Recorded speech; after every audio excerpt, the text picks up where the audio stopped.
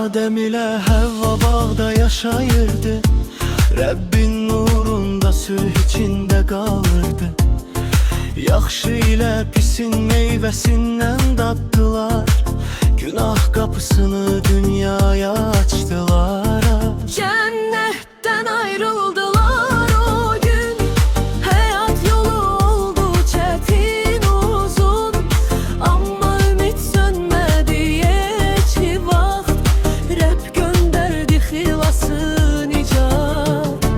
Cennetten ayrıldılar o gün. Hayat yolu oldu çetin uzun.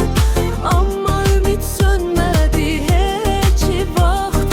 Rab gönderdi xilasın içine.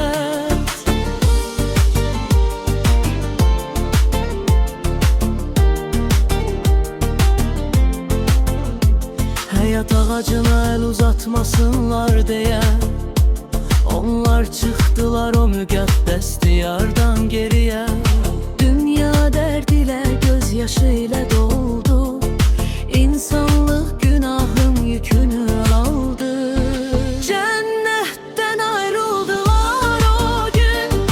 Hayat yolu oldu çetin uzun. Ama ümit sönmedi hiç vaxt.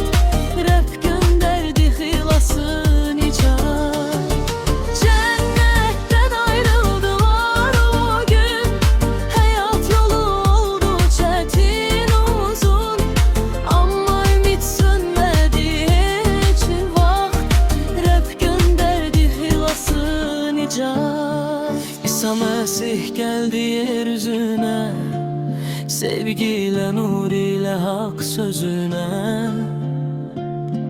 Böyük peygamberden de uca, insanlık için verdi canını kurban. Körpü Allah'ın planı sevgiydi. Kurtuluş yolu açığıydı. Göyden yere nur indi. Ümit yine kalpte dirildi. Son negaret günahdan azadlık taptık biz.